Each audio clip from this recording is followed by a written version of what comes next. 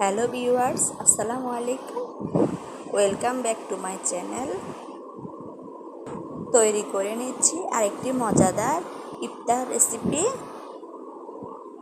চলুন ভিডিওতে দেখা যাক। এখানে 3টি ডিম সিদ্ধ করে কেটে নিয়েছি আর 3 থেকে 4টা আলু কেটে সিদ্ধ করে নিয়েছি। সিদ্ধ করে নিয়ে ম্যাশ করে নিয়েছি। এবার পেঁয়াজ কাঁচামরিচ দিয়ে সামান্য লবণ দিয়ে ভালো করে মেখে নিচ্ছি।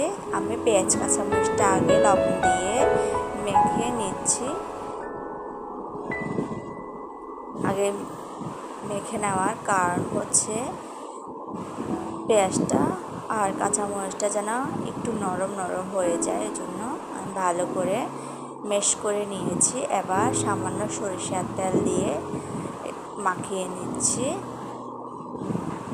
চাইলে এখানে চাট মশলা, নুডলস মশলা দিতে পারেন, কিন্তু আমি তা দিচ্ছি না। আর সরিষার তেলের পরিবর্তে আপনারা এখানে সামান্য ঘি অথবা বাটারও ব্যবহার করতে পারেন। আমি কিন্তু তার কোনো কিছুর ব্যবহার করছি না। এবার এগুলো সম্পূর্ণ ম্যাশ হয়ে যাওয়ার পর একটুখানি নিয়ে আমি এভাবে করে চেপে চুপে 1 খণ্ড ডিম দিয়ে আর একটু আলু দিয়ে আমি এটি আলু ভর্তার মতো করেছি।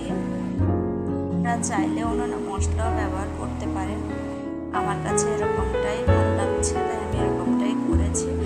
আসলে আমি যখন যেটাই করি না কেন আমি নিজের ইচ্ছে করি। খেতে অবশ্য মন্দ হয় না। তো এবার এভাবে করে একটি তৈরি করে টিস্যু পেপারের উপরে রেখে দিয়েছি। তার এগুলো তৈরি করে নেওয়ার সাথে সাথে ভাবলাম ডিমটাও ভেঙে দেখাই, তাই এখন আমি ডিমটাও ভেঙে নিলাম। আর একটি মিক্স বলে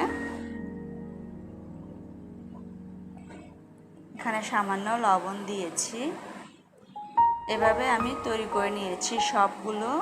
এবার কড়াইতে অনেকগুলি তেল দিয়ে দিয়েছি। আসলে যেই রেসিপিটা আমি করব এটি ডুবো তেলেই করতে হবে।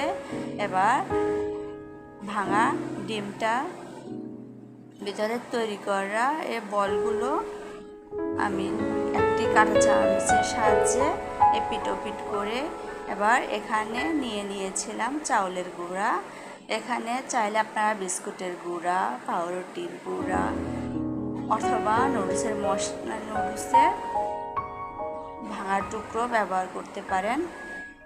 আমার কাছে সব কিছু থেকে এভাবে একটু করতে ইচ্ছে হয়েছে, তাই আমি চাউলের গুঁড়োর ভিতরে করেছি। আসলে যাই করি না কেন এগুলো একটু মুচমুচে হলে ভালো দেখায়। তারপর তেলে ছেড়ে দিয়েছি সবগুলো, মোটামুটি তেলের ভিতরে যা আটে তাই আমি দিয়ে দিয়েছি। ভালো লাগলে লাইক, কমেন্ট, শেয়ার করুন। চ্যানেলটিকে সাবস্ক্রাইব করুন। চুলার আঁচটা মিডিয়াম থেকে একটু কমিয়ে লোয়ে নিয়ে এসেছি। আস্তে আস্তে এগুলো করছি ভিতরে, যাতে মশলাগুলো ভালো করে হয়ে যায়। এর ভিতরে আমার সবগুলো হয়ে গিয়েছে। ভালো থাকুন, সুস্থ থাকুন।